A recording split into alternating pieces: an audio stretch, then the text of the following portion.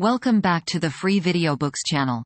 Today we're reading Chapter 13, A Prisoner with Power, of A Princess of Mars by Edgar Rice Burroughs. Before we get started, why not like and subscribe? Now, sit tight and let's get into it.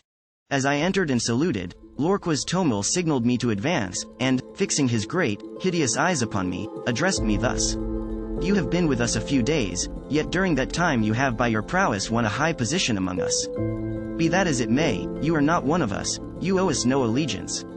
Your position is a peculiar one, he continued. You are a prisoner and yet you give commands which must be obeyed. You are an alien and yet you are a Tharkian chieftain. You are a midget and yet you can kill a mighty warrior with one blow of your fist. And now you are reported to have been plotting to escape with another prisoner of another race. A prisoner who, from her own admission, half believes you were returned from the Valley of Dor. Either one of these accusations, if proved, would be sufficient grounds for your execution, but we are a just people and you shall have a trial on our return to Thark, if Tal Hages so commands.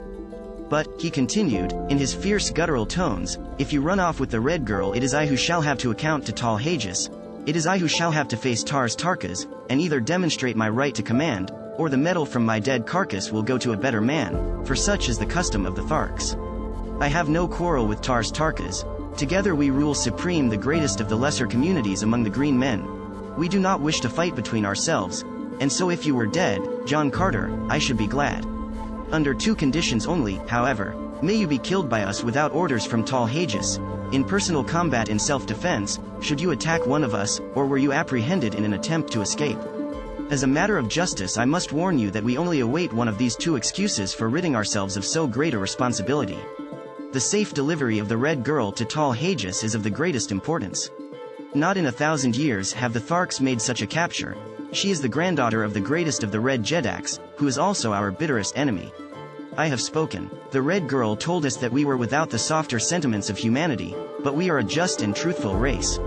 You may go. Turning, I left the audience chamber. So this was the beginning of Sarkozha's persecution. I knew that none other could be responsible for this report which had reached the ears of Lorqua's Tomil so quickly, and now I recalled those portions of our conversation which had touched upon escape and upon my origin. Sarkozha was at this time Tars Tarkas's oldest and most trusted female. As such she was a mighty power behind the throne, for no warrior had the confidence of Lorqua's Tomil to such an extent as did his ablest lieutenant, Tars Tarkas. However, instead of putting thoughts of possible escape from my mind, my audience with Lorqua's Tomil only served to center my every faculty on this subject. Now, more than before, the absolute necessity for escape, insofar as Dejah Thoris was concerned, was impressed upon me, for I was convinced that some horrible fate awaited her at the headquarters of Tal Hages.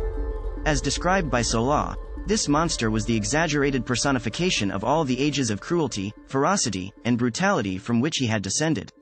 Cold, cunning, calculating, he was, also, in marked contrast to most of his fellows, a slave to that brute passion which the waning demands for procreation upon their dying planet has almost stilled in the Martian breast.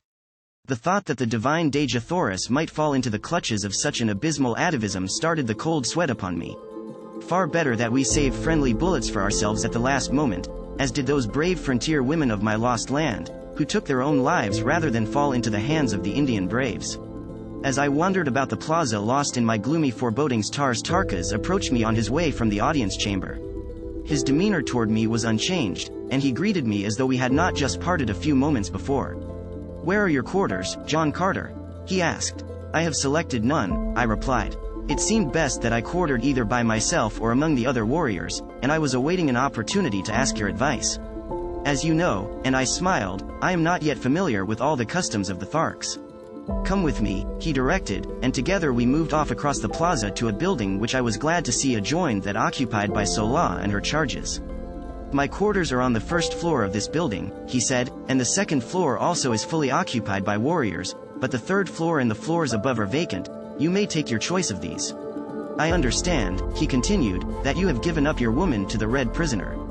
Well, as you have said, your ways are not our ways, but you can fight well enough to do about as you please, and so, if you wish to give your woman to a captive, it is your own affair, but as a chieftain you should have those to serve you, and in accordance with our customs you may select any or all the females from the retinues of the chieftains whose metal you now wear."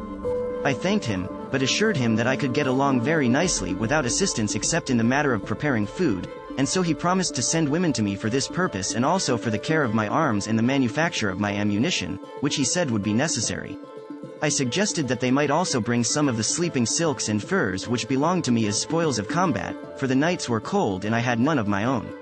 He promised to do so, and departed. Left alone, I ascended the winding corridor to the upper floors in search of suitable quarters. The beauties of the other buildings were repeated in this, and, as usual, I was soon lost in a tour of investigation and discovery. I finally chose a front room on the 3rd floor, because this brought me nearer to Dejah Thoris, whose apartment was on the 2nd floor of the adjoining building, and it flashed upon me that I could rig up some means of communication whereby she might signal me in case she needed either my services or my protection. Adjoining my sleeping apartment were baths, dressing rooms, and other sleeping and living apartments, in all some 10 rooms on this floor. The windows of the back rooms overlooked an enormous court, which formed the center of the square made by the buildings which faced the 4 contiguous streets, and which was now given over to the quartering of the various animals belonging to the warriors occupying the adjoining buildings. While the court was entirely overgrown with the yellow, moss-like vegetation which blankets practically the entire surface of Mars, yet numerous fountains, statuary, benches, and pergola-like contraptions bore witness to the beauty which the court must have presented in bygone times, when graced by the fair-haired, laughing people whom stern and unalterable cosmic laws had driven not only from their homes, but from all except the vague legends of their descendants. One could easily picture the gorgeous foliage of the luxuriant Martian vegetation which once filled this scene with life and color, the graceful figures of the beautiful women, the straight and handsome men, the happy frolicking children, all sunlight, happiness and peace. It was difficult to realize that they had gone down through ages of darkness, cruelty, and ignorance, until their hereditary instincts of culture and humanitarianism had risen ascendant once more in the final composite race which now is dominant upon Mars. My thoughts were cut short by the advent of several young females bearing loads of weapons, silks, furs, jewels, cooking utensils, and casks of food and drink, including considerable loot from the aircraft. All this, it seemed, had been the property of the 2 chieftains I had slain, and now, by the customs of the Tharks, it had become mine. At my direction they placed the stuff in one of the back rooms, and then departed, only to return with a second load, which they advised me constituted the balance of my goods. On the 2nd trip they were accompanied by 10 or 15 other women and youths, who, it seemed, formed the retinues of the 2 chieftains. They were not their families, nor their wives, nor their servants. The relationship was peculiar, and so unlike anything known to us that it is most difficult to describe. All property among the Green Martians is owned in common by the community, except the personal weapons, ornaments and sleeping silks and furs of the individuals. These alone can one claim undisputed right to, nor may he accumulate more of these than are required for his actual needs. The surplus he holds merely as custodian, and it is passed on to the younger members of the community as necessity demands. The women and children of a man's retinue may be likened to a military unit for which he is responsible in various ways, as in matters of instruction, discipline, sustenance, and the exigencies of their continual roamings and their unending strife with other communities and with the Red Martians. His women are in no sense wives. The Green Martians use no word corresponding in meaning with this earthly word. Their mating is a matter of community interest solely, and is directed without reference to natural selection. The council of chieftains of each community control the matter as surely as the owner of a Kentucky racing stud directs the scientific breeding of his stock for the improvement of the whole. In theory it may sound well, as is often the case with theories, but the results of ages of this unnatural practice, coupled with the community interest in the offspring being held paramount to that of the mother, is shown in the cold, cruel creatures, and their gloomy, loveless, mirthless existence.